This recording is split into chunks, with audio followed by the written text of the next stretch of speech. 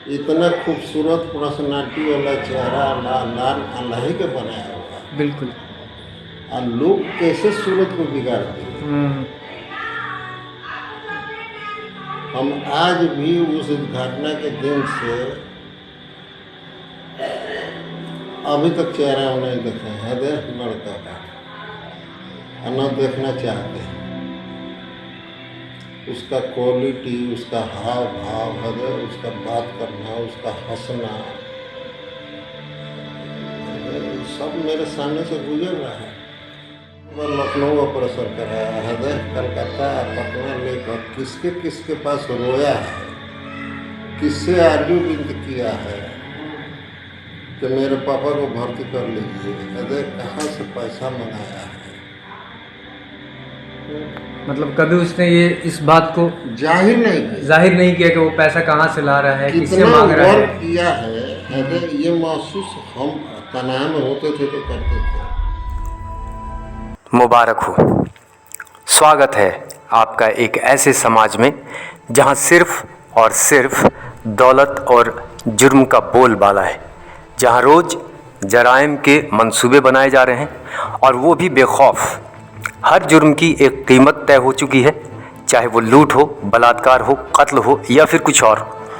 जुर्म घर में हो, माशरे में हो या सियासत के मैदान में, हर जुर्म को करने और उससे ख़ुद को बचाने की कीमत है, मगर इसका खामियाजा सिर्फ़ और सिर्फ ईमानदार लोग ही भुगत रहे हैं। एक इंजीनियर जो अपनी पढ़ाई छोड़कर सिर्फ खिदमत को अपना पेशा और अपना फ़र्ज़ समझता है, गांव की तरक्की और खुशहाली चाहता है, रातों रात उसे मुखिया के चुनाव में हराने के लिए सारे वोट खरीद लिए जाते हैं। एक इंजीनियर जो अपने समाज को आगे लेकर जाना चाहता है, उसे 10 लोग साजिश के तहत मार देते हैं और अपने रसूख के दम पर इंसाफ को ठेंगा दिखा रहे हैं।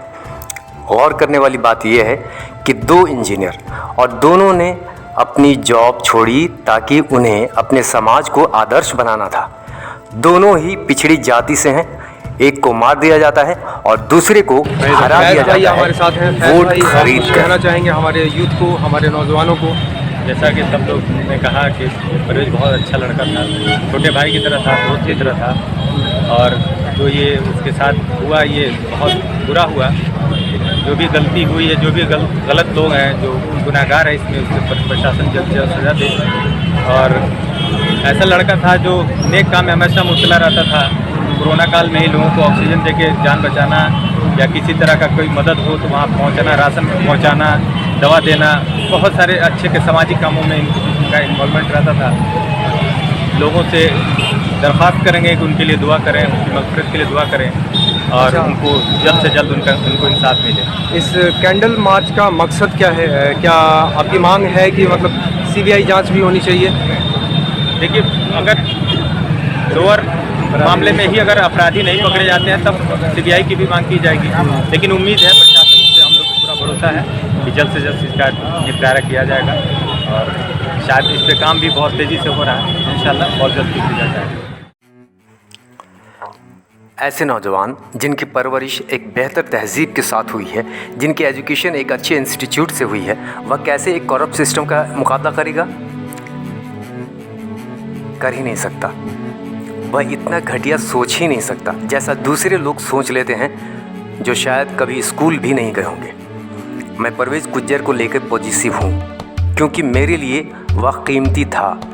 उसकी जान की कीमत थी, उसका काम कीमती था, उसकी सोच कीमती थी। आपके लिए किसी की मौत सिर्फ एक न्यूज़ होगी, मगर हमारे लिए नहीं। एक पिता एक एक पैसा जोड़कर अपने बेटे को एक अच्छे कॉलेज या यूनिवर्सिटी में पढ़ाकर